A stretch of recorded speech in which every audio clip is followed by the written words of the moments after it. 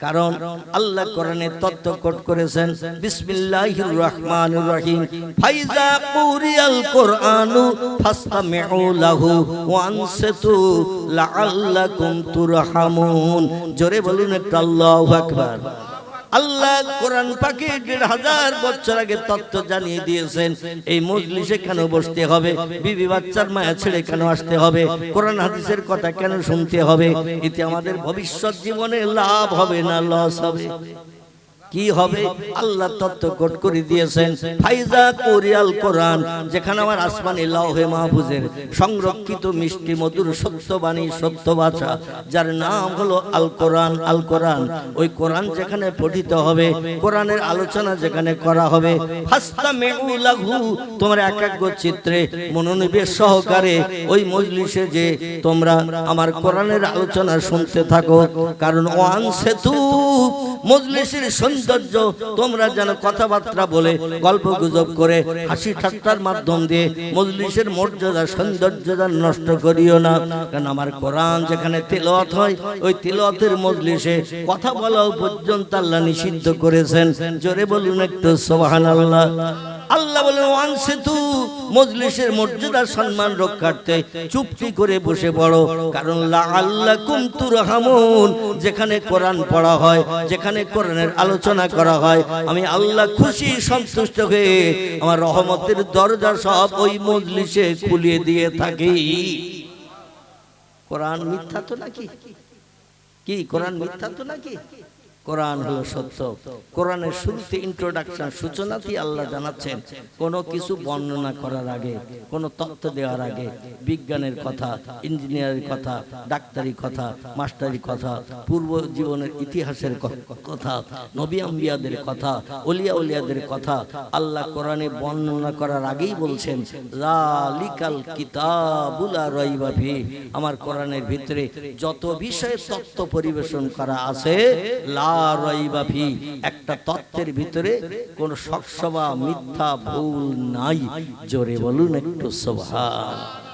এরপরও পৃথিবীর বিজ্ঞানীরা বলছে বহুদূর ফাঁকা তাই নীল মতন দেখায়, আকাশ বলতে কিচ্ছু নাই। আল্লাহ বলেন আমার সত্য কোরআন যার শুরুতে জানিয়ে দিয়েছে কোরআনে যত বিষয়ে তথ্য পরিবেশন করা হয়েছে, যত নবী আম্বিয়াদের জীবনী কোট করা হয়েছে, যত ওলিদের জীবনী কোট করা হয়েছে, যত ডাক্তারি বিষয়ে আলোচনা করা হয়েছে, যত বিজ্ঞান দর্শন ইঞ্জিনিয়ার থেকে শুরু করে ভূতত্ত্ববিদ সম্পর্কে যত তথ্য দেয়া হয়েছে, সাগর শরীর সম্পর্কে যত তথ্য দেয়া হয়েছে, গাছপালা সম্পর্কে যত তথ্য দেয়া হয়েছে, লা রাইবা ফিহি কোন তথ্যের ভিতরে শস্য দানা পরিমাণ সন্দেহ নাই, মিথ্যা নাই। জোরে বলুন একটু সুবহানাল্লাহ। এই সন্দেহ মিথ্যা যে নাই আল্লাহ তাই বললেন হুয়াল্লাযী খালাকা সাবআ সামাওয়াতিন তিবাকান। ও দুনিয়ার বিজ্ঞানীরা, ইঞ্জিনিয়াররা, ডাক্তারেরা, মাস্টাররা, ভূতত্ত্ববিদেরা তোমরা শুনে নাও, জেনে রেখে দাও। উচ্চ শিক্ষিত হয়েছো, এমএ পাস করেছো, এমকম পাস করেছো, এমএসসি পাস করেছো, ল পাস করেছো, ব্যারিস্টার হয়েছো, উকিল হয়েছো, জজ হয়েছো, FRCS London first class first doctor হয়েছো, তোমরা জানো উচ্চ শিক্ষিত হওয়ার কারণে আমার কোরআনের তত্ত্ব মিথ্যা এমন ধারণা যেন করিও না। বরং আমি আল্লাহ আকাশ বানিয়েছি তোমাদের মাথার উপরে এই কটি সাবওয়া সামাওয়াতিন তিবাকান। আল্লাহ বলছেন মাঝে মাঝে ফাঁকা দিয়ে দিয়ে, গায়ে গায়ে নয়, মাঝে মাঝে ফাঁকা দিয়ে দিয়ে আমি আকাশ বানিয়েছি 7টি। বিজ্ঞানীরা দেখতে পায়নি একটি। তাহলে বিজ্ঞানের কথা বিশ্বাস করবেন না কোরআন বিশ্বাস করবেন? কোরআন বিশ্বাস করবেন। শুধু তাই নয়, আল্লাহ পাক বিশ্ব নবীকে বাস্তব জীবনে আকাশ দেখিয়ে দিলেন। আমার নবী তথ্য দেবে, তথ্যগুলো আজগবি দেবে না, না দেখে দেবে না। নবী জীবনে যত তথ্য দিয়েছেন এগুলো কিতাবের ভিতরে লিপিবদ্ধ। একে আরবি ভাষায় বলা হয় আল হাদিস। কি বলা হয়? আল হাদিস বা হাদিস শরীফ বলা হয়। হাদিস শব্দের বাংলা অর্থ হলো কথামালা। বিশ্ব নবীর জবানি মোবারক কাজকর্ম আখলাক চরিত্রগুলো হাদিসের কিতাবে লিপিবদ্ধ হয়েছে। নবী যখন 1450 বছর আগে মদিনার মসজিদে যখন 5 ওয়াক্ত ইমামতি করে নামাজ পড়াতেন, বিশ্ব নবী একটা না মসজিদে নববীতে মদিনায় হিজরত করে যে আমি পূর্বে রেখে এসেছি একটি কথা, বিশ্ব নবী মক্কা নগরী থেকে আল্লাহর হুকুম তামিল করতে করতে যখন চরম বিপদে পড়েছিলেন, আল্লাহ বলেন আপনি এইভাবে সারা জীবন মার খাবেন, অত্যাচার উৎপীড়ন সহ্য করবেন, আমি আল্লাহটা পছন্দ করতে পারছি না। দেহের এমন কোন জায়গা নাই সেখানে দগদগে ঘা হয় নাই, তারপরও আপনি কলেমার দাওয়াত দিতে যান আবু লাহাবের কাছে, আবু জেহেলের কাছে, উমাইয়া বিন খালফের কাছে, সুফিয়ান ইবনে খালিদ হারবির কাছে, উতবার কাছে, উতাইবার কাছে, শাইবার কাছে, ইকরামার কাছে, আবু সুফিয়ানের কাছে, নাজ্জারের কাছে, ওলীদ বিন মুগীরার কাছে।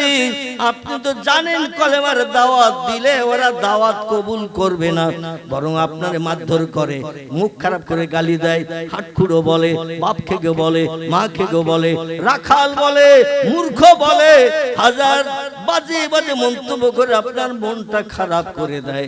ও হাবিব আর মক্কার মানুষের কাছে মার খাওয়াবো না, ইজহাব, এ আমার হাবিব আপনি চলে যান, চলে যান আপনার মাতৃভূমি মক্কা নগরী থেকে উত্তর দিকে চলে যান। ওই দিকে একটি দেশ আছে, দেশটির নাম হলো ইয়াসরিব। কি নাম বলল? ইয়াসরিব দেশটির নাম। বর্তমানে ওই দেশটির নাম হলো আল মদিনাতুল মুনাওয়ারা। জোরে বলুন সুবহানাল্লাহ। যেখানে পয়গম্বর মুহাম্মদ রাসূলুল্লাহ কবরস্থ হয়ে আছেন এই দেশটিতে। ঠিক বললাম না ভুল বললাম? রসুলের কবর কোথায়? মদিনাতুল মুনাওয়ারা। এই দেশটির পূর্ব নাম ছিল ইয়াসরিব। মক্কা শরীফের পূর্ব নাম ছিল বাক্কা। কি বললাম? বাক্কা। তাফসীরে রুহুল বায়ান, তাফসীরে মাওজিহুল কোরআন, তাফসীরে বায়ানুল কোরআন, তাফসীরে বাইজাবি, তাফসীরে কাশফ, তাফসীরে জালালুল কোরআন, বিখ্যাত বিখ্যাত তাফসীরের কিতাবে আল্লামা কুতুব রাহমাতুল্লাহ আলাইহি তিনি লিপিবদ্ধ করে দিয়েছেন মক্কা নগরীর পূর্ব নাম ছিল বাক্কা, পরবর্তীতে নাম পাল্টিয়ে নাম হয়েছে মক্কা। মদিনার পূর্ব নাম ছিল ইয়াসরিব। আল্লাহ পাক বললেন এই দেশে আপনি যখন এসেছেন মাতৃভূমি ছেড়ে, দেশটির দূরত্ব মক্কা থেকে 600 কিলোমিটার রাস্তা, মাইলে 400 মাইল দূর। আপনি এসেছেন এই দেশে, আর মার খেতে হবে না, অত্যাচার উৎপীড়ন নির্যাতন সহ্য করতে হবে না। কারণ এরা বহুদিন ধরে মদিনার পাহাড়ের মাথায় উঠে উঠে মক্কার দিকে দক্ষিণ দিকে তাকিয়ে তাকিয়ে দেখতো মক্কা নগরীতে একজন সত্যবাদী পয়গম্বরের আগমন হয়েছে, যার পিতার নাম আব্দুল্লাহ, মায়ের নাম আমিনা, লোকটার নাম হলো মুহাম্মাদুর রাসূলুল্লাহ। আল্লাহ বলেন পৃথিবীতে 4500 উপরে ধর্ম বিদ্যমান, প্রত্যেকটি ধর্মাবলম্বীদের এক একজন ধর্মীয় নেতা আছে না নাই? প্রত্যেকটি ধর্মাবলম্বীদের এক একজন করে ধর্মীয় নেতা আছে। নেতারা যেভাবে নেতৃত্ব দেয়, যেগুলো মানতে বলে জনগণ সেগুলো মেনে চলে। এইভাবে ধর্মীয় নেতার আদর্শ মানুষের জীবনের সঙ্গে প্রতিফলিত আছে। বৌদ্ধদের একজন ধর্মীয় নেতা আছে, নাম তার গৌতম বুদ্ধ। ইহুদিদের একজন ধর্মীয় নেতা আছে, নাম তার মোসেস বা মুসা। খ্রিস্টানদের একজন ধর্মীয় নেতা আছে, নাম তার ঈসা বা যিশু। হিন্দু ভাইদের একজন ধর্মীয় নেতা আছে, নাম তার রামকৃষ্ণ পরমহংসদেব। আমাদের ধর্মীয় নেতা আছে না নাই? আমাদের ধর্মীয় নেতা আছে। 4500 ধর্মাবলম্বী এই পৃথিবীতে যদি বসবাস করে, এই 4500 ধর্মাবলম্বীদের প্রত্যেকের একটা না একটা ধর্মীয় নেতা আছে।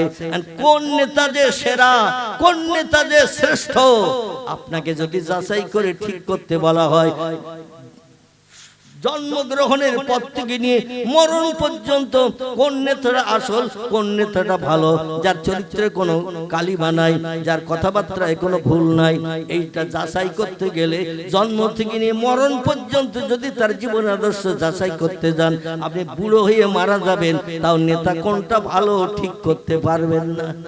কারণ একটা দুটো পাঁচটা দশটা নয়, 4500 ধর্ম নেতা নিয়ে এক জায়গায় টালি করতে হবে।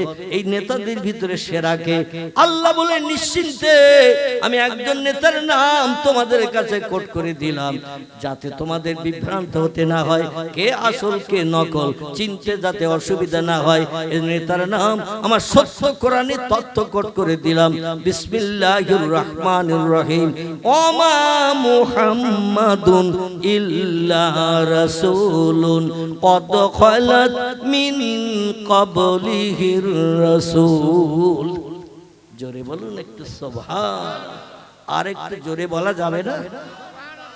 তাবারুক একেবারে খারাপ নয়, মোটামুটি তাবারুক ভালো আছে। আমি যেটা কমিটি ছেলেদের কাছে শুনলাম, আপনারা তো একটু আগে খেতে যাননি, ইনশাল্লাহ শেষের দিকে পরিবেশন হবে কর্তৃপক্ষের তরফ থেকে। অতএব ভালো তাবারুকের জন্য একটু কথার আওয়াজ কি বাড়ানো যাবে না? কারণ বাংলার প্রবাদ আছে, মানুষ লাভে লোহা বইতে চায়, বিনা লাভে কেউ তুলোর বস্তাও মাথায় নিতে চায় না। প্রত্যেকটি মানুষ যেখানে লাভ সেখানে আছে, যেখানে লাভ নাই সেখানে নাই। এই জন্য আমার ভাইরা কোরআন হাদিসের আলোচনা শুনে জীবনটা গঠন করে সাদা কাপড় মার্কা হতে পারবেন। বাড়ি যাওয়ার সময় যদি বসিয়ে না খাওয়ায়, একটা করে ক্যারি ব্যাগের প্যাকেট তো হাতে দেবেন, ঠিক কিনা? সেই দিকে লক্ষ্য রেখে মজলিসের মর্যাদা রক্ষার্থে জজবা তৈরির জন্য একটু জোরে আওয়াজ তুলতে বলি। সকলে একটু আওয়াজ দিয়ে বলেন নারায়ে তাকবীর, নারায়ে তাকবীর। মহান ইসলামী জলসা, মহান ইসলামী জলসা, আল কোরআনের আলো, আল কোরআনের আলো, আল হাদিসের আলো, নারায়ে তাকবীর। একটু মোহাব্বতে কলেমার জিকির লা ইলাহা ইল্লাল্লাহ, লা ইলাহা, লা ইলাহা ইল্লাল্লাহ মুহাম্মাদুর রাসূলুল্লাহ। কাক ডাকে কাকা রবে, কাক ডাকে কাকা রবে, কোকিলের স্বর মধুর লাগে, ডাকে সেই শীতের হাওয়ায়, আল্লাহ ছাড়া মাবুদ নাই, বলো লা ইলাহা ইল্লাল্লাহ। গলা ছেড়ে পড়েন মহব্বতে, লা ইলাহা ইল্লাল্লাহ, লা ইলাহা ইল্লাল্লাহ মুহাম্মাদুর রাসূলুল্লাহ। নবীও বকর গারে সুরে, নবীও বকর গারে সুরে, সেই নামের ওই জিকির করে, তাই না দেখে মাকড়সাতি জাল বুনিয়া যায়, কবুতর এসে পাশে বসে স্মরণ করে, তাই বলো লা ইলাহা ইল্লাল্লাহ, লা ইলাহা, লা ইলাহা ইল্লাল্লাহ মুহাম্মাদুর রাসূলুল্লাহ। আল্লাহ বলেন, পৃথিবীতে যত পয়গম্বর আমি পাঠিয়েছি, সমস্ত পয়গম্বরের ভিতরে সেরা করে পাঠিয়েছি একজন পয়গম্বরকে। আমি আল্লাহ তার নামের পাশে সার্টিফিকেট দিয়েছি, ওয়াইন্নাকা লাআলা খুলুকিন আযীম। জোরে বলুন একটু আল্লাহু আকবার। তিনি হলেন সমস্ত সৃষ্টির ভিতরে সেরা। তার নাম কি হবে? বুদ্ধদেব হবে না চৈতন্যদেব হবে না গুরু নানক হবে না মহাবীর হবে না আচার্য কেশব চন্দ্র হবে না মোজেস হবে না যিশু হবে না বালক ব্রহ্মচারী হবে না বাবা রামদেব হবে? কে হবে প্রকৃত ধর্মীয় নেতা? আমি কোরআনের 22 পারা সূরা আহজাবের ভিতরে তথ্য কোট করে দিয়েছি, ওমা মুহাম্মাদুন ইল্লা রাসূলুন কদ খালাত মিন ক্বাবলিহির রাসূল। চিল্লায়ে বলুন আল্লাহু আকবার। মনে করেন কাল সকাল পর্যন্ত না বেঁচে থাকতে পারি, আল্লাহর নামের শেষ আওয়াজটা তুলতে আপত্তি আছে কারো? তাহলে একটু গলা ছেড়ে আল্লাহর নামের আওয়াজ তুলবেন। আল্লাহু আকবার শব্দটা হলো আরবি ভাষা, এর বাংলা অর্থ হলো আল্লাহ মহান, আল্লাহ শ্রেষ্ঠ, আল্লাহ বড়। কথার ভিতরে শস্য দানা পরিমাণ সন্দেহ আছে? আল্লাহর উপরে বড় আর কেউ আছে? বিজ্ঞান, দর্শন, ইঞ্জিনিয়ার, ডাক্তার, মাস্টার, যারা যত নামি দামি মানুষ থাক, আল্লাহর উপরে কেউ আছে নাই। এই জন্য সেই কথাটা আমরা একটু গলা ছেড়ে বলবো, তাহলে অন্তত আমাদের জবানের সার্টিফিকেট হয়ে যাবে। জোরে বলেন সুবহানাল্লাহ। কারণ এই পৃথিবীতে আর যত সৃষ্টি আছে, ওয়াইন মিন শাইইন ইল্লা ইউসাব্বিহু বিহামদিহি। জোরে বলুন একটু আল্লাহু আকবার। আল্লাহ বলছেন যত সৃষ্টি চোখে দেখতে পাও, যত সৃষ্টি চোখে দেখতে পাও না, সব সৃষ্টি আমার নামের জপ জিকির করে, আমার নামের তাসবিহ পড়ে। লা ইয়াফকাহুনা ইল্লা তাসবিহাহু। ওদের ভাষা তোমরা বুঝতে পারো না, ওদের ভাষা তোমরা জানো না। এই জন্য তোমরা ধারণা করো বিড়াল ম্যাও ম্যাও করছে, কুকুর ঘেউ ঘেউ করছে, গরু হুম্বা হুম্বা করছে, ছাগল প্যাঁ প্যাঁ করছে, ঠিক না? কিন্তু কি তারা বলতে চাইছে? লা ইয়াফকাহুনা ইল্লা তাসবিহাহু। আমার সব সৃষ্টির ভাষা তোমরা বোঝো না, ও ভাষা শুনে তোমরা কোনো অনুভব করতে পারবে না, কিন্তু আমি আল্লাহ পাক সব সৃষ্টির ভাষা জানি। জোরে বলুন সুবহানাল্লাহ। দুটি তথ্য আপনাদের কাছে পরিবেশন করি মগজ সাফ করার জন্য। ঈসা পয়গম্বরের নাম কি আপনারা শুনেছেন? শুনেছেন? যার মায়ের নাম ছিল মরিয়ম। কি নাম বললাম? মরিয়ম ইবনে ঈসা। ঈসা ছিলেন মরিয়মের বেটা। বিনা বিবাহে, বিনা স্বামীর সঙ্গে মিলন ছাড়া আল্লাহ পাক পৃথিবীতে তার শক্তির প্রকাশ করলেন, শক্তিকে দেখিয়ে দিলেন। আল্লাহ বলেন আমার কোরআনে শুধু তথ্য দিই না, বরং বাস্তবে আমি নমুনাও দেখাই, যাতে তোমার মগজ সাফ হয়ে যায়, তোমার ব্রেন মগজ সাফ হয়ে যায়। এই জন্য বিনা বিবাহে, বিনা স্বামীর সঙ্গে মিলনে আমি আল্লাহ কোন শব্দ ব্যবহার করে একটা সন্তান জন্মগ্রহণ করালাম মরিয়মের পেট থেকে। সন্তানটির নাম হলো ঈসা রুহুল্লাহ। আমি জান্নাতে এমন করে ধাত্রীদের মাধ্যম দিয়ে নামটাও পাঠিয়ে দিয়েছিলাম ঈসার মায়ের কাছে। জঙ্গলের ভিতরে ঈসার মা সন্তান প্রসব করে পা দুটো লম্বা করে বেটাকে কোলে নিয়ে বসে আছে সিরিয়ার জঙ্গলে। কোথায়? সিরিয়ার জঙ্গলে, যে দেশে আছে পৃথিবীর বিখ্যাত একটি মসজিদ। মসজিদটির নাম হলো বাইতুল মুকাদ্দাস। কি নাম? বাইতুল মুকাদ্দাস।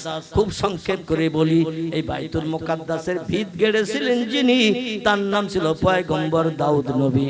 আর ভিতের উপরে বাকি স্ট্রাকচার, দেওয়াল ওয়াল সব বানিয়ে সাজের গম্বুজ টম্বুজ কমপ্লিট করেছিলেন যিনি, তার কনিষ্ঠ বেটা, নাম ছিল তার পয়গম্বর সুলাইমান। জোরে বলেন সুবহানাল্লাহ। এবং দুনিয়ার কোন মানুষ দিয়ে এই বাইতুল মুকাদ্দাস বানানো হয়নি। সুলাইমানকে বশ করে দিয়েছিলেন জিন জাতি, সুলাইমানকে বশ করে দিয়েছিলেন দুনিয়ার হাওয়া, সুলাইমানকে বশ করে দিয়েছিলেন গুঁড়ো পিঁপড়ে কি বলে তাও বুঝতে পারে। সুলাইমানকে বশ করে দিয়ে চতুষ্পাদ জন্তু যে যে ভাষায় কথা বলুন, সুলাইমান কি বলছে জানতে পারতেন। জোরে বলেন সুবহানাল্লাহ। পাখিরা কিচির মিচির করে, চড়াই পাখি, শালিক পাখি, বিভিন্ন পাখি কিচির মিচির করে, আমরা বুঝতে পারি কি বলতেছে। ওটা পয়গম্বর সুলাইমান নবী বুঝতে পারতেন। জোরে বলেন সুবহানাল্লাহ। শুধু তাই নয়, পয়গম্বর সুলাইমান নবীকে বিশ্বব্যাপী বাদশাহিত্য দিয়েছিলেন আল্লাহ। জোরে বলুন একটু সুবহান। বর্তমান পৃথিবীতে দেশের সংখ্যা হলো 256টি। কটা বললাম? 256টির মতো দেশ। কিছুদিন আগে ছিল 228টি। তাম পৃথিবীতে দেশের সংখ্যা ছিল 228টি। বর্তমানে পৃথিবীর বিভিন্ন দেশের সঙ্গে বিভিন্ন দেশের দ্বন্দ্ব ফাসাদ বাঁধার কারণে, যুদ্ধ বিগ্রহ হওয়ার কারণে এক একটা দেশ এক একটা দেশ জয় করে নতুন করে দেশের নামকরণ করে দিচ্ছে, যার কারণে 228 থেকে বাড়তে বাড়তে এখন 256টির মতো দেশ হয়েছে। কারবা নাম জাপান, কারবা নাম জার্মান, কারবা নাম Holland, Poland, Italy, Brazil, Thailand, Singapore, Burma, রেমুন, Hindustan, Pakistan, Bangladesh, Afghanistan, Iraq, Iran, Kuwait, Jordan, Arab, পারস্য, তুরস্ক, Libya, Nigeria, Indonesia, Malaysia, Sri Lanka, Burma, Tajikistan, Kazakhstan, Baluchistan, Azerbaijan, Armenia, Saudi Arab, Arab আমিরশাহী, শাম, সিরিয়া, মরক্কো, ইয়ামান, বুলগেরিয়া, আছে না দেশ? এইভাবে দেশের সংখ্যা 256টি। এই টোটাল পৃথিবীর বাদশা আল্লাহ দুইজনকে বানিয়েছিলেন। কজনকে? এই ঘুমাচ্ছেন নাকি? তাহলে একটু কথা বলবেন, তাহলে বুঝবো যে আপনারা অন্তত জেগে বসে আছেন। আর যদি আমি কিছু জিজ্ঞাসা করে আর আওয়াজ না পাই, তাহলে আমি বুঝবো আমি বলছি নেতাজি, শ্রোতা শুনতেছে পেঁয়াজি। আমি বলবো জ্যোতিবর, শ্রোতা শুনবে তক্তগোস। মানে বলবো একরকম, শুনবে আর একরকম। এই জন্য মাঝে মাঝে যাতে ঘুমের রেশ না আসে, এই জন্য একটু কথা বলাবো। আর এই মজলিসে কথা বললে জজবা তৈরি হয়, আল্লাহ খুশি হয়ে রহমতের দরজা খুলে দেয়। এটা ভালো না খারাপ? এটা ভালো। এই জন্য একটু কথা বলবেন, তাহলে আমার কিছু দিতে সুবিধা হবে, আপনাদের নিতে সুবিধা হবে। আর যদি বলেন হুজুর সামনে রমজান মাস আসতেছে, মসজিদের কোণে বসে থাকতে হবে লোটা কম্বল নিয়ে 10 দিন, তা আজকের থেকে ট্রেনিং শুরু করেছি যাতে আর কথা বলতে না হয়। ঠিক বললাম? সামনে রমজান মাস আসতেছে, হ্যাঁ আলহামদুলিল্লাহ ইতিকাফ আমার ভাই বলে দিয়েছেন। রমজানের শেষ দশকে মসজিদের কোণে সলিমউদ্দিন চাচা, আব্দুল করিম দাদা, আব্দুর রহমান ভাই, ওরা লোটা কম্বল নিয়ে 10 দিন মতান্তরে 7 দিনের নিয়ত করে বসে না? আচ্ছা, কেউ যদি এসে বলে চাচা আসরের আজান হয়ে গেছে, ওতে ইতিকাফে দিয়েছে মসজিদে, বলে চাচা আসরের আজান হয়ে গেছে, মনে করুন মাইক টাইক নেই, খালি মুখে মুয়াজ্জিন আজান দেয়। সব মসজিদে কি মাইক আছে নাকি? নেই। কিছু কিছু এখন প্রায় হয়েছে, তবে এখনো সব মসজিদে মাইক নাই। কিছু মসজিদে, অক্তীয় মসজিদ যেগুলো, এতে অনেক জায়গায় কিন্তু মাইক নাই। এখন এসে যদি কেউ জিজ্ঞাসা করে চাচা আসরের আজান হয়ে গেছে, চাচা বলে এখনো তো কেউ আজান দেয়নি, আচ্ছা ইতিকাফ থাকবে? ইতিকাফ ফাঁসে নষ্ট হয়ে গেল। কেউ যদি এসে বলে চাচা আপনি মসজিদের নিচের তলায় বসে রয়েছেন কোণায়, আর দ্বিতীয় তলার উপর ইফতারি সাজানো হচ্ছে, ইফতারি রেডি করা হচ্ছে, একটু বাদেই সব জনগণ এসে যাবে, ইফতারি প্লেট নিয়ে বসে যাবে, চাচা আপনার ইফতার কেউ দিয়ে গেছে, কারণ দ্বিতীয় তলায় তো উঠতে পারবেন না, বৃদ্ধ জয়ীব মানুষ, লাঠি ধরে আপনার চলতে হয়, এখন আপনার ইফতারি কেউ দিয়ে গেছে।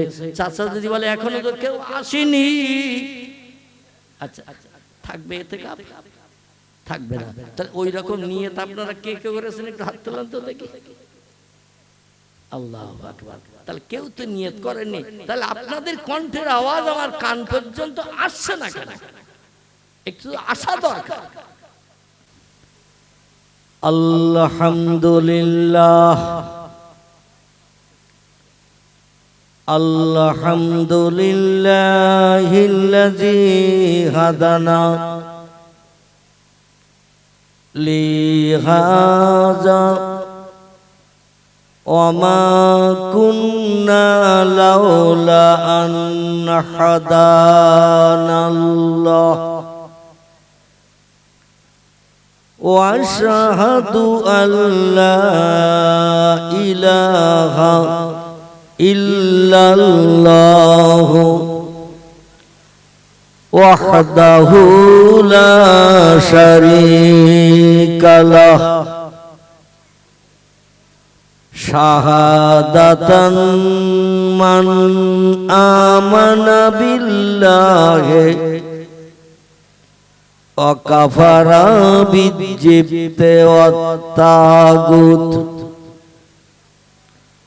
وأشهد أن سيدنا ونبينا وحبيبنا وشفيعنا وسندنا ومولانا محمدا صلى الله عليه وسلم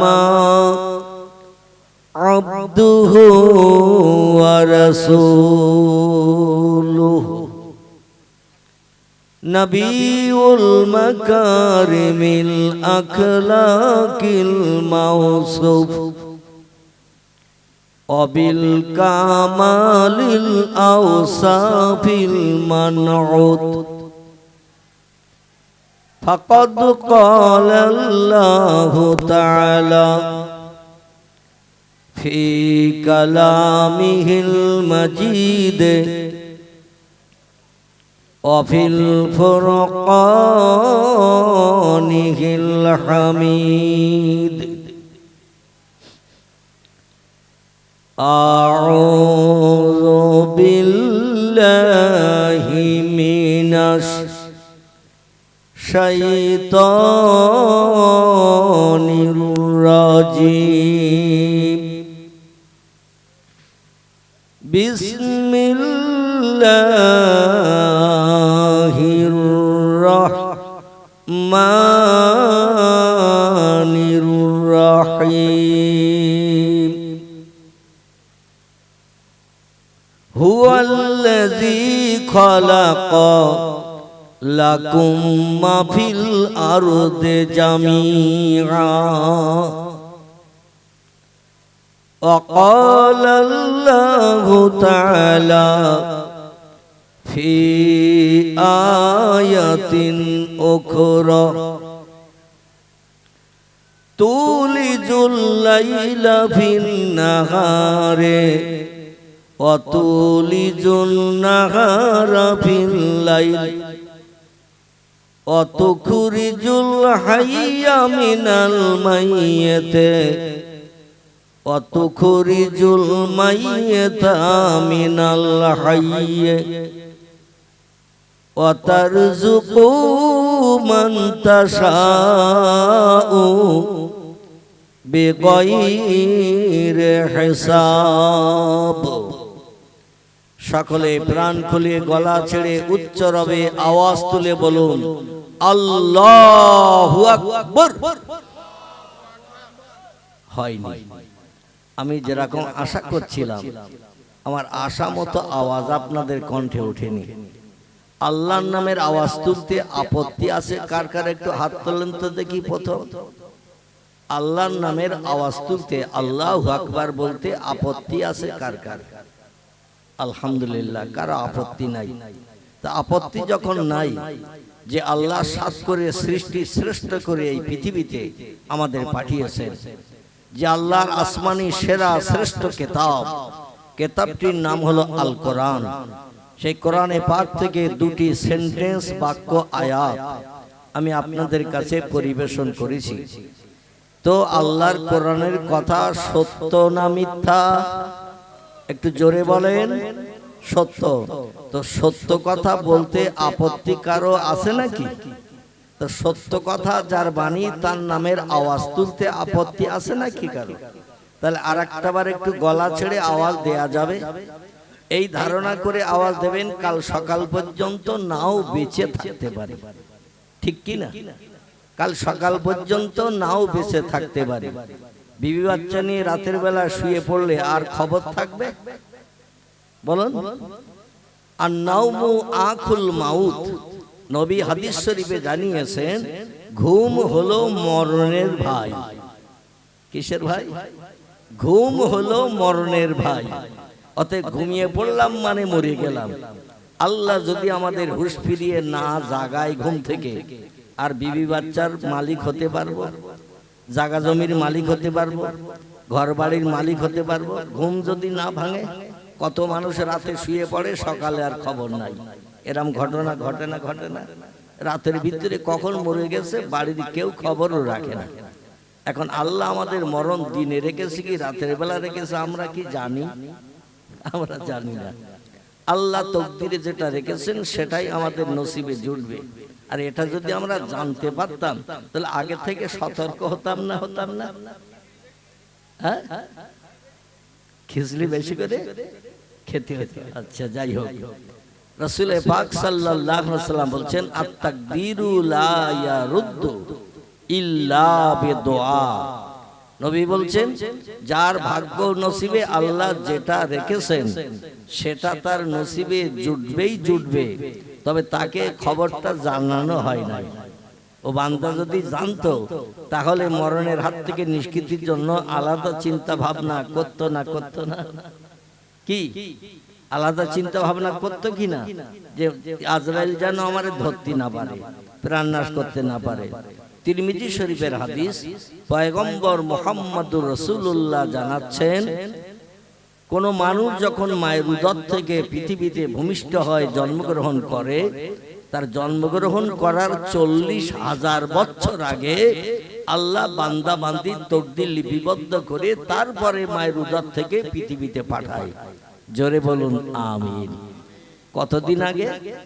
দুনিয়ায় জন্ম নেওয়ার 40,000 বছর আগে আমাদের তকদির লেখা হয়েছে।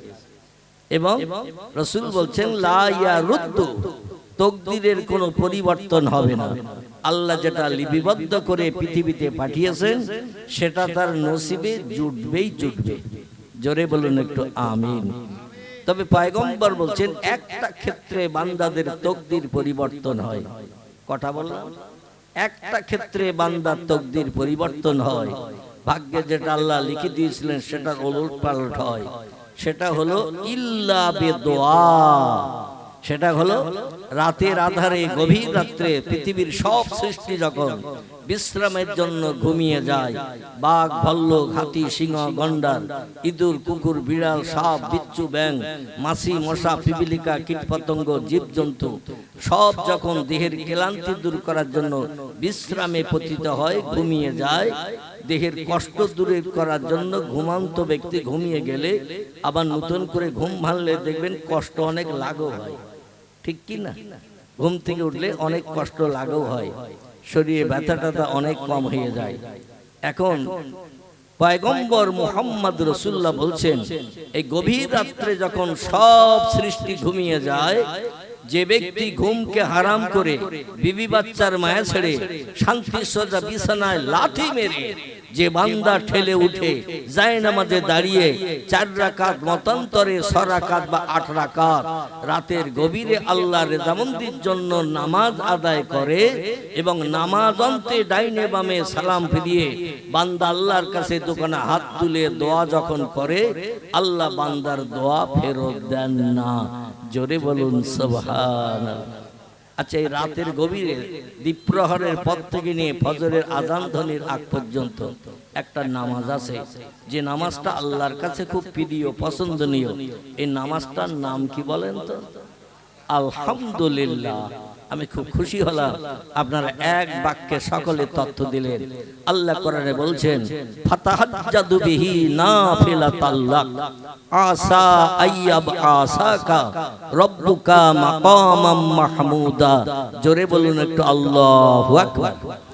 আর একটু জোরে বলুন আল্লাহু আকবার। আল্লাহ পাক কোরআন পাকের শেষের দিকে সম্ভবত 28 মতান্তরে 29 পারায় এই তত্ত্বটি আল্লাহ কোট করেছেন 1450 বছর আগে। কতদিন বললাম? 1450 বছর আগে আল্লাহ কোরআনের তত্ত্বটা কোট করে আমাদের মগজের দুশ্চিন্তা দূর করার জন্য কোরআনে ভরে দিয়েছেন। আর একটা বার জোরে বলুন সুবহানাল্লাহ।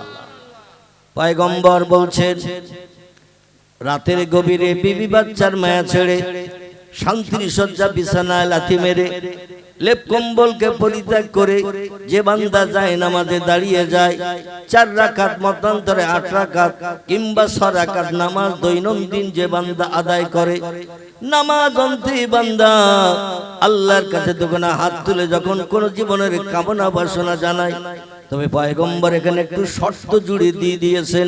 শর্তটি আল্লাহ কোরআন পাকে কোট করে দিয়েছেন বিসমিল্লাহির রহমানির রহিম ফালিয়াদহাকু কালিলাও ওয়ালিয়াবকু কাসীরা।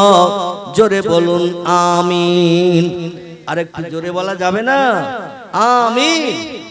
আল্লাহ কোরআনে কোট করে দিয়েছেন জীবনের সমস্যার সমাধান যদি পেতে চাও, দুঃখ থেকে সুখ যদি পেতে চাও, রোগ বেমারি থেকে যদি নিষ্কৃতি পেয়ে সুস্থ মানুষ বনতে চাও, এই পৃথিবীর মানুষ 2টি কাজ পৃথিবীতে করে নিও। কটি? 2টি কাজ তোমরা করে নিও। একটি কাজ হলো ফালিয়াদহাকু কালিলা, পৃথিবীতে হাসি তামাশা একটু কম কম করে করবে। ওয়ালিয়াবকু কাসীরা, আর চোখের পানি আমার কাছে একটু বেশি বেশি করে ফেলবে। জোরে বলুন সুবহানাল্লাহ। এখন বর্তমানে এই 2টি কাজ আল্লাহ যেটা করতে বলেছেন আমরা সেটা করি, আমরা তার উল্টোটা করি। ঠিক বললাম না? ভুল বললাম? আল্লাহ বলেন হাসি তামাশা কম করে করিও, আর চোখের পানি একটু পৃথিবীতে বেশি বেশি করে ফেলিও। কারণ বান্দা বান্দির চোখের পানি আমি আল্লাহ বড় পছন্দ করি। আর চোখের পানির ইজ্জতের খাতিরে বান্দা বান্দির মুখে হাসি ফুটিয়ে জীবনের সব সমস্যার সমাধান করি। মেম্বারের কাছে, প্রধানের কাছে, এমএলএর কাছে, এমপির কাছে, ডাক্তারের কাছে, মাস্টারের কাছে জীবনের কোনো সমস্যা জানানোর দরকার হবে না। সব সমস্যার সমাধান আমি আল্লাহ করে দেব। এখন আল্লাহ বলেন হাসো কম, কাঁদো বেশি। এখন আমাদের হাসি বেশি না কান্না বেশি? আমাদের হাসি বেশি। আরে হাসি বেশি হওয়ার মূল একটি কারণ, আমাদের পকেটে হাত দিলে একটা যন্ত্র পাওয়া যায়। পকেটে আলহামদুলিল্লাহ, আমার বাবাজি আমার বলার আগেই তথ্যটা বলে দিয়েছে। এইরকম একটু তথ্য বলে দিলে বক্তা খুব খুশি হয়, কিছু দিতে সুবিধা পায়, যে এরা কিছু চাচ্ছে। আলহামদুলিল্লাহ, পকেটে হাত দিলে এখন যে মেশিনটা পাওয়া যায় তার ইংরেজি নাম হলো মোবাইল, বাংলা নাম হলো কথা বলার যন্ত্র বা ছবি দেখার যন্ত্র। ঠিক বললাম না ভুল বললাম? বাজার যান বাজার করতে, বাজার করার পরে দেখবেন পয়সা দিতে পকেটে হাত দিয়েছেন পয়সা বার করতে, দেখবেন মাঝে মধ্যে পয়সা আনতে ভুল হয়ে যায়, বলে এই তো পয়সা নিয়ে আসা হয়নি। আবার বাজারের মাল দোকানদারের কাছে রেখে বাড়ি ছুটে আসে পয়সা নেওয়ার জন্য, কিন্তু ওই লোকটির পকেটের মোবাইল কোনোদিন ভুলে বাজারে যায় না। ঠিক বললাম না ভুল বললাম? পকেটের মোবাইল কোনোদিন ভুলে যায় না, ও মোবাইল সব সময় নিত্য সঙ্গে হয়ে যায়। আরে মোবাইল যদি কাছে থাকে কোনো লোকজন লাগে না হাসির জন্য। কোথায় আপনার মনের মানুষ, জীবনের সঙ্গী, এখনো বিয়ে শাদী হয় নাই, সঙ্গী বানিয়েছেন 7 বছর আগের থেকে। এখানে অবশ্য এরকম হয় না, গোবিন্দ হয়। আমি তো মনে করছিলাম এদিকে বোধহয় ওরকম হয় না। বিয়ে শাদী এখনো হয়নি, প্রেমিক প্রেমিকার কথোপকথনের জন্য দেখবেন বাড়ির মানুষ সব খেয়ে দিয়ে শুয়ে পড়েছে বিশ্রামের জন্য, আর মোমেনার তখন অ্যাকশন খেলা শুরু হয়েছে। আব্দুর রহমানের মিন্টু পিন্টুর খেলা শুরু হয়ে গেছে। রাত প্রহর থেকে নিয়ে ফজর পর্যন্ত, ভোর পর্যন্ত সারা রাত দু চোখের পাতা এক জায়গায় হয়নি। মনের মানুষের সঙ্গে অ্যাকশন চলছে সারা রাত। আর কোম্পানি একটু সুযোগ করে দিয়েছে, গভীর রাত্রে ফোন করলে খরচা কম। গভীর রাত্রে ফোন করো, প্রেম প্রীতির ভালোবাসা কারো তর তৈরি করো। প্রয়োজনে কথা বলতে বলতে মনের মানুষকে নিয়ে দীঘার সমুদ্র সৈকতে হাইজ্যাক করে উড়িয়ে নিয়ে যাও, মুকুটমণিপুরে নিয়ে যাও, দার্জিলিং দেখতে নিয়ে যাও, 2 দিন 5 দিন লজ ভাড়া করে থাকো। চরিত্রকে জলাঞ্জলি দিয়ে পশুর মতো আদর্শ নিয়ে 10 দিন পরে বাড়ি ফিরে এসো। এদিকে অবশ্য ঘটে না, এই ঘটে নাকি? একটু হ্যাঁ করবেন তো নাকি? সব জায়গায় এখন ঘটছে এই রকম চরিত্রহীন যুবক যুবতী রাতের বেলা রাত জেগে যদি নামাজ আদায় করে, এদের দোয়া কি কবুল হবে? হবে? কোনদিন হবে না। রাসূল বলছেন যার চরিত্র নাই তার কিচ্ছু নাই। আল্লাহ নবী বলছেন আরবাউ ইযা কুন্না ফিকা ফালা আলাইকা মা ফাতাকা বিনহু হিফজুল আমানাতি ওয়া সিদকুল লিসান ওয়া ইফাতুন ফি তুমাতিন ওয়া হুসনুন খলিকা কামা ক্বালা আলাইহিস সালাতু ওয়াস সালাম। চিল্লায়ে বলুন একটু আল্লাহু আকবার। বিশ্ব নবী সোনার জবানিতে 1500 বছর আগে জানিয়ে দিয়েছেন, ও আমার সাহাবায়ে কেরাম, ও আমার উম্মত মণ্ডলীরা, আমি মুহাম্মদ রাসূলুল্লাহ একটি সত্য তত্ত্ব তোমাদের জন্য দিয়ে গেলাম। বাস্তব জীবনে আমার তত্ত্বটা জীবনের সঙ্গে প্রতিফলিত করবে, আমল করবে, দেখবে জীবনের সব সমস্যার সমাধান হয়ে যাবে। সমস্যার সমাধানের জন্য পৃথিবীর কোনো মানুষের কাছে হাত পাতার দরকার থাকবে না, আল্লাহই তোমার জন্য যথেষ্ট হয়ে যাবে। সাহাবীরা বললেন মা হিয়াল আরবা ইয়া রাসূলুল্লাহ, ওই 4টি জিনিস কি কি যেটা আমল করলে আল্লাহকে আপন বানানো যাবে, জীবনের সব সমস্যার সমাধান মাহবুদের দরবার থেকে পাওয়া যাবে, মাহবুদের তরফ থেকে পাওয়া যাবে। আমল 4টি কি কি একটু বলুন। রাসূল প্রথমে বললেন আরবাউ ইযা কুন্না ফিকা ফালা আলাইকা, ও আমার উম্মতেরা যদি 4টি জিনিস জীবনের সঙ্গে প্রতিফলিত করো, আমল করে চলো, ফালা আলাইকা, আর কোন জিনিসের প্রয়োজন তোমাদের হবে না। মা ফাতাকা মিনহু, ওই চারটি জিনিস তোমাদের জন্য সংসার জীবনে সুখ ভোগের জন্য, বিবি বাচ্চাকে নিয়ে আনন্দে সুখে ঘর কন্যা করার জন্য যথেষ্ট হয়ে যাবে। জোরে বলুন একটু সুবহানাল্লাহ। সাহাবীরা বললেন, ইয়া রাসূলুল্লাহ, ওই চারটি জিনিস কি একটু বলুন। আল্লাহর নবী প্রথমে বললেন, হিফজুল আমানাতে, গ্রামবাসী পাড়া প্রতিবাসী তোমার কাছে যদি কিছু অর্থ সোনা দানা টাকা পয়সা তোমার কাছে যদি গচ্ছিত রাখে, আমানত রাখে, 2 বছর 5 বছর তার আর খোঁজ খবর নাই, ওই পরের আমানতের মালটা লোকটার আর খোঁজ খবর নাই বলে তোমার নিজের মাল মনে করে যেন খরচ করিও না, ভালো বাজার ঘাট করে যেন খেও না। আমানতের সংরক্ষণ করিও, পরের মালকে হেফাজত করে রেখো। যখন যেদিন তোমার দরজায় এসে দাঁড়াবে, চা মাত্র মুস্কি হাসিতে তার মালের পুটলিটা তার হাতে তুলে দেবে। কত রেখেছে এটা যেন পুটলির গিরো খুলে দেখো না। পুটলির গিরো খুলে দেখলে ওর ভিতরে ওর উপরে তোমার লালসা আসবে। এতটা সোনা এত টাকা আমার কাছে দিয়ে গিয়েছিল, কেউ তোর জামিনদার নাই, কেউ তো ওর মালমাত্তা আমার কাছে রেখেছে, তার প্রমাণ কেউ নাই। রাতের বেলা একা এসেছে আমার কাছে, একা দিয়েছে।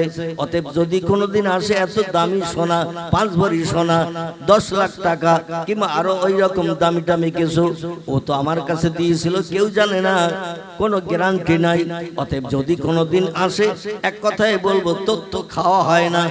আবার আমার কাছে 10 লাখ টাকা দিয়েছিস, 5 লাখ টাকা দিয়েছিস, 4 ভরি সোনা রেখেছিস, তুই কি মাথা টাথা গরম করেছিস? পাগল টাগল খেয়েছিস না? 6 গ্লাস মদ খেয়েছিস? বেশি বাড়াবাড়ি করলে কিন্তু গ্রামের প্রধান ডেকে নিয়ে তোরে অ্যাকশন করব। এরকম হয় না? হয় না? মাঝে মধ্যে হয়। মানে পরের অর্থের উপরে লোভ এসে গেছে, যার কারণে তার হাঁকিয়েও অনেক সময় তাড়িয়ে দেয়া হয়। ঠিক বললাম না ভুল বললাম? নবী বলছেন, আমানতের সংরক্ষণ করিও।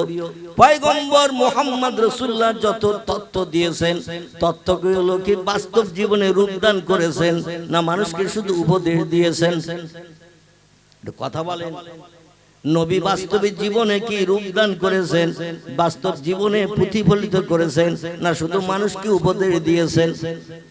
আল্লাহর পয়গম্বর বলছেন, ও পৃথিবীর মানুষ তোমরা শোনো, আল্লাহ পাক কোরআন শরীফে জানিয়েছেন, লা তাকুলুনা মা লা তাফালুন। আল্লাহ নবী আল্লাহ কোরআনে বলছেন, ওই কথা তোমরা কোনোদিন কাউকে বলিও না যে কাজটা তুমি নিজে করো না। লেমা তাকুলুনা মা লা তাফালুন, যে কাজটা তুমি নিজে করো না, ওই কাজের উপদেশ যেন কাউকে দিও না। কারণ যে কাজ তুমি করো না, ও কাজের উপদেশ অপরকে দিলে কোনদিন উপদেশ তারা গ্রহণ করবে না। পয়গম্বর মুহাম্মদ রাসূলুল্লাহ জীবনের 53 বছর বয়সে, কথা বললাম, জীবনের 53 বছর বয়সে আল্লাহর হুকুম তামিল করে মক্কা নগরী থেকে উত্তর দিকে 650 কিলোমিটার রাস্তা, মাইলের 400 মাইল রাস্তা, পাহাড়ের পর পাহাড় টপকি মক্কা মুকাররমা থেকে একটি দেশে হিজরত করে চলে গিয়েছিলেন। আল্লাহ হুকুম করেছিলেন তাই। ও আমার হাবিব, 13 বছর ধরে মক্কাবাসীদের কাছে আমার একাত্মবাদের দাওয়াত দিতে যে, কলেমার কথা বলতে যে, মক্কাবাসীরা অত্যাচার উৎপীড়ন নির্যাতন আপনার উপরে করেছে, এত পাথর আপনারে মেরেছে, সারা দেহটা বসন্তের দাগের নাই দগদগে ঘা হয়ে গেছে।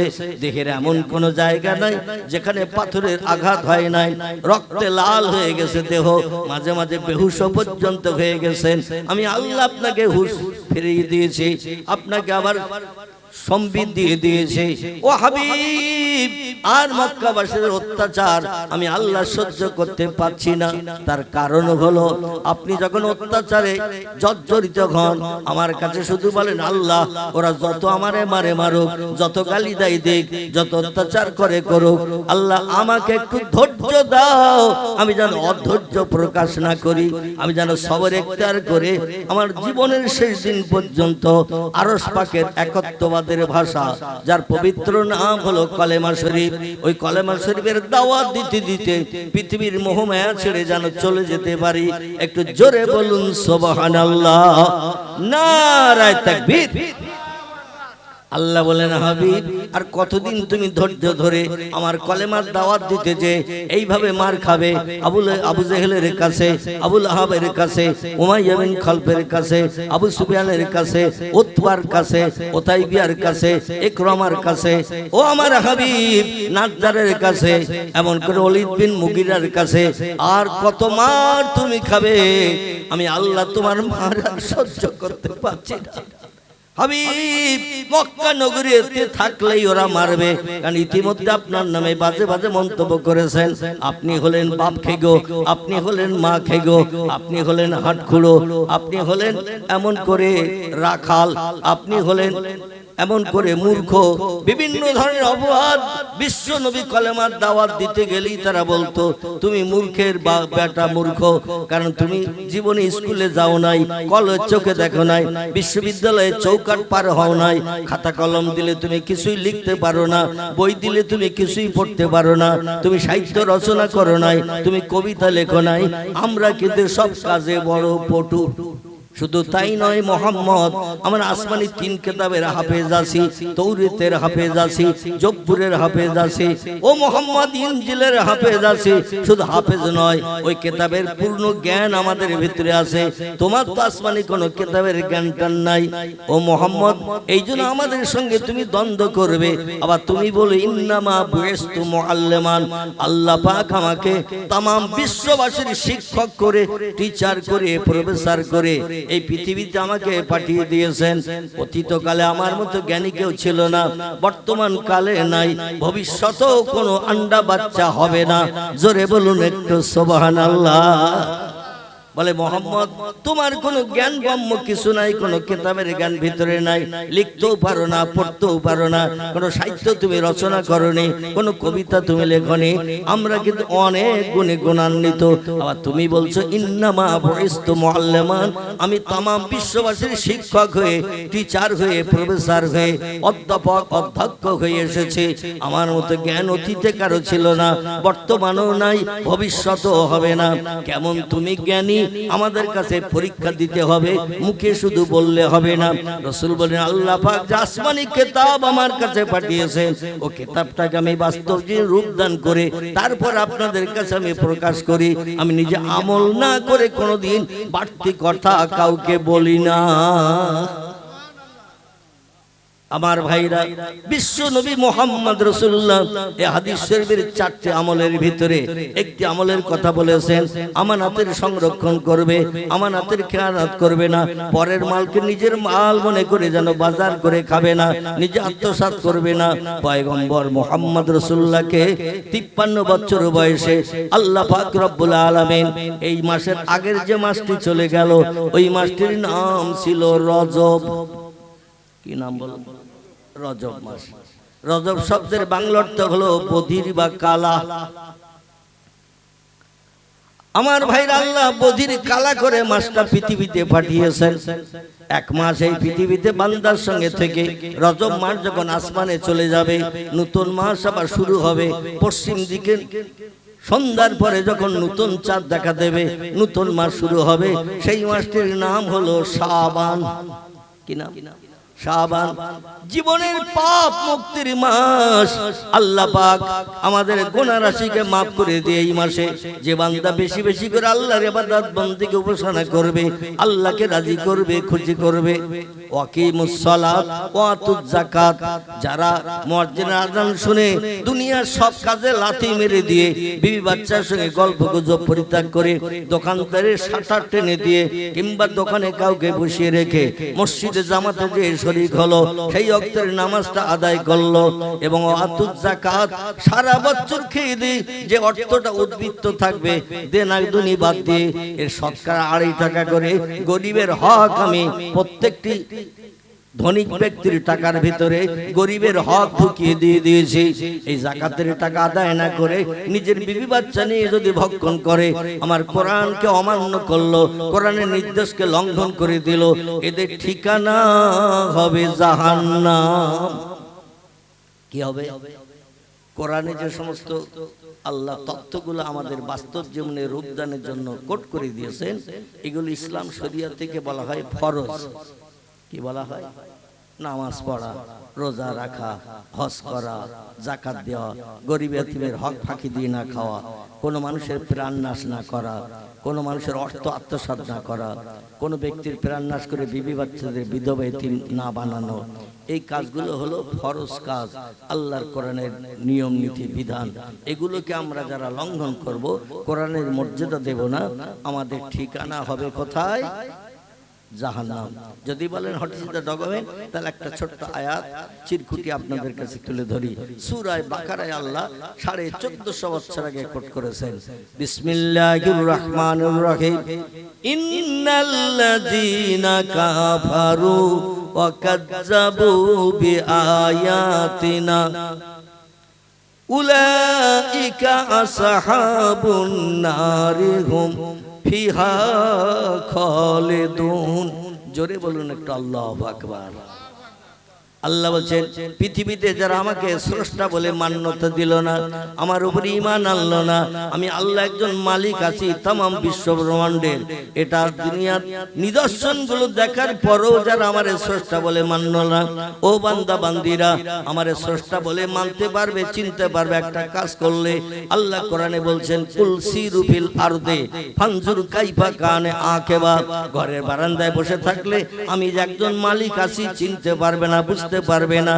দুনিয়ার জমিনে মাঠে যাবে, কাজ করবে, বাড়ি আসবে, খাবে, আর গোপ্র সাপের মতো নাকের আওয়াজ করে ফসফস করে ঘুমাবে। আমি যে তোমার মালিক, তোমারে বানিয়েছি, তোমার বিবিরে বানিয়েছি, বাচ্চাদের বানিয়েছি, এটা যদি বুঝতে চাও, কুল সিরু ফিল আরদ, পৃথিবীর জমিনে ঘর থেকে একটু বাইরে বেরিয়ে যাও, ফানজুর কাইফা কানা আকিবা। কত সুন্দর সুন্দর নিদর্শন আমি আল্লাহ পৃথিবীতে তোমার চোখ ধাঁধা লাগানোর জন্য বানিয়ে দিয়েছি। একবার দেখো, দাঁড়িয়ে দাঁড়িয়ে দেখো, দেখলে বুঝতে পারবে এই সমস্ত জিনিসগুলো এমনি এমনি হতে পারে না, এর পিছনে একজন মালিক আছে। ঠিক না ভুল?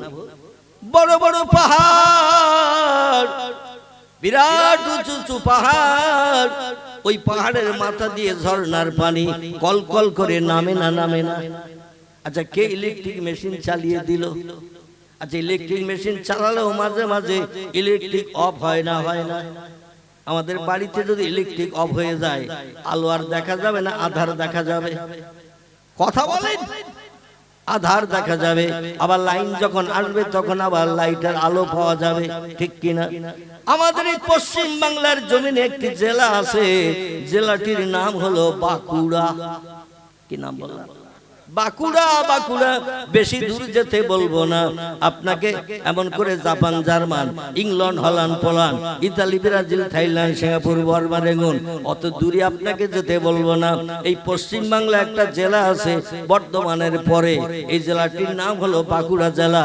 এই জেলায় দুটো পাহাড় আছে পাশাপাশি। আমার ভাইরা, এই পাহাড় দুটির নাম হলো শুশুনিয়া পাহাড়।